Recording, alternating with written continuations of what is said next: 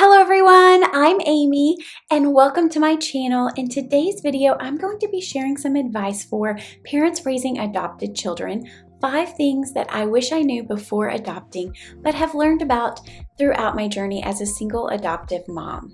If you are interested in learning more about all that I've learned in my adoption journey so far, then don't forget to hit the subscribe button and click the bell to get notifications about my upcoming videos. First, I'm going to share why parenting kids from hard places can look a little different than parenting children you gave birth to. Then I'm going to share 5 pieces of advice for raising children in ways that will help them learn to grow and trust relationally. Be sure to watch till the end because all of these intentional parenting techniques work together to make a huge impact on your relationship with your child. I have read countless books, attended conferences, completed Empowered to Connect trainings, and I adopted my oldest son when he was a teenager about a decade ago and have since then adopted another child and am currently in the process of adopting my 3rd son.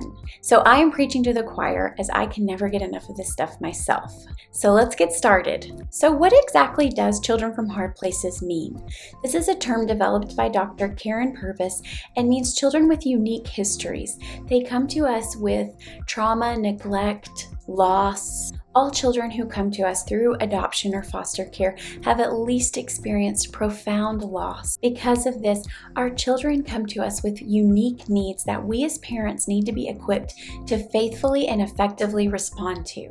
My first piece of advice for adoptive parents is about expectations. Don't have them.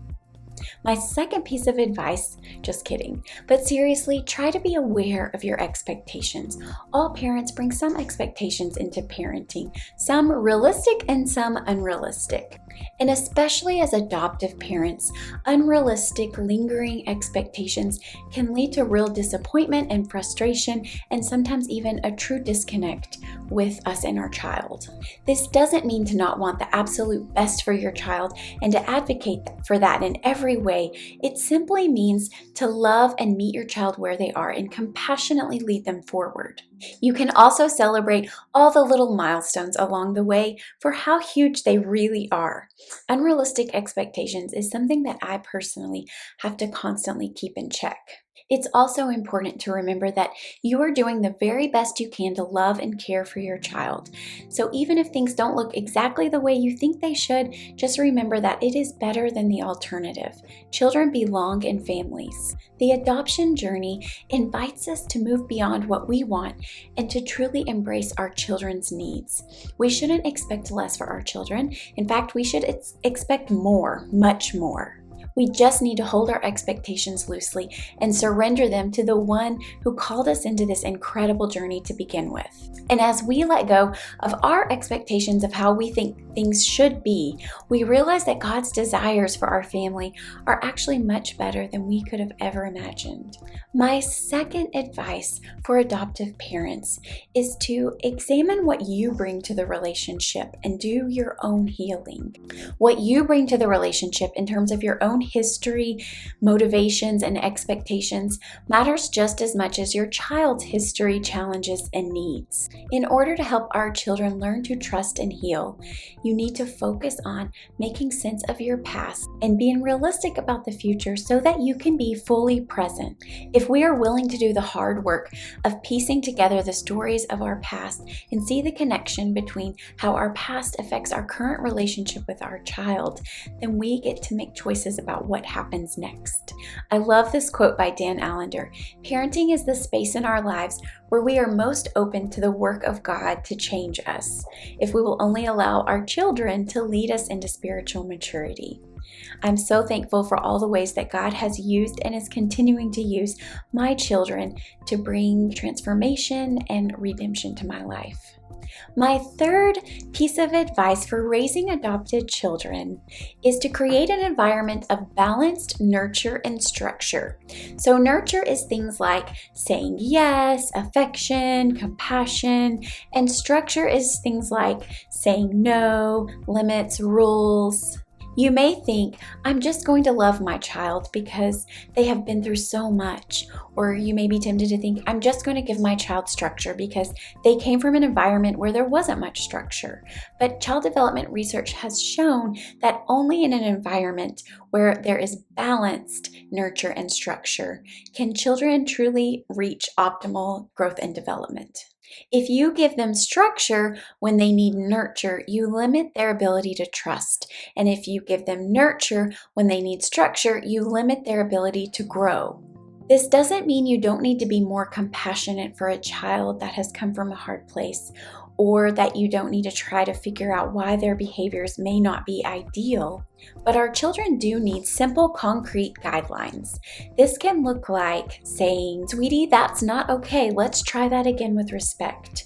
Or can you try asking me instead of telling me? It's helpful for me to think of how God relates to us as His children. He uses a balance of both nurture, His tender mercies, and structure, His guiding hand, directing and correcting. The fourth piece of advice I have for raising adopted children is to really explore the heart of connecting with your child and to practice connecting while correcting. It's important to avoid the trap of either or thinking. So like thinking, I can connect with my child or I can correct my child. Instead, we need to approach both and thinking, like, how can I connect with my child while I also need to correct their behavior? Every time we need to correct our child, it's an opportunity to also connect with them. And making this the goal of every situation is how we will create the relationship that we so desire with our children and that they so need. One of the best things you can do for your child is to give them a voice. Many children come to us and they have learned that their voice doesn't matter or is not effective in getting their needs met. You can give your child a voice even while you're correcting them. This could look like encouraging expression of feelings, redirecting to use kind words, offering compromises, offering redos. For example, you could have an understanding with your child that they can say whatever they want or express any feeling they have as long as they do it with respect. Offering compromises is also a very effective way to teach your child that their voice matters.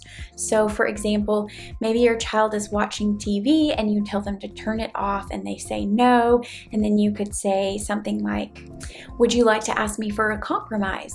And they could say, yes. Can I have 5 more minutes of TV time? Redos are another great way to stay connected with your child while correcting them. This is giving them a chance to try it again and get it right. This can help your child experience doing the right thing while also deepening your connection with them.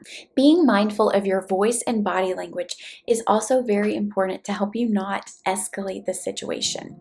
There is so much good things to talk about regarding connecting while correcting, so be sure to check out my upcoming video that's going to be all about this. My fifth and final piece of advice today for raising adopted children is to fill their power and attention bucket daily. It is very important to give your child times throughout the day where you are devoted to paying attention to them.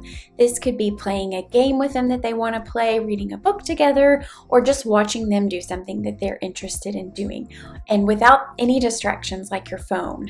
This can be very powerful, even if it's just 10 minutes before they have to do something, or even making this part of your daily bedtime routine. And equally important is your child's need for power. So this could look like giving choices. Do you want broccoli or carrots with your rice? Do you want to hold my hand or do you want me to carry you to bed?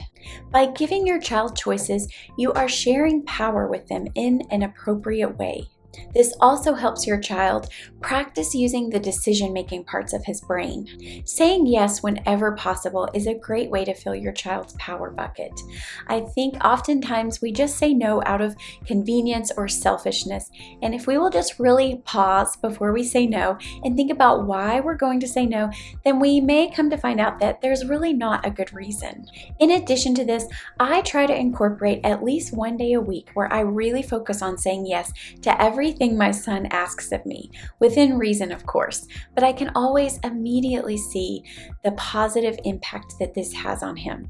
And I can even remember doing this with my older son, and he would notice and comment and say things like, "Wow, you're really saying yes to everything. I love when you just say yes to everything." So filling your child's bucket daily will really set them up for optimal healing.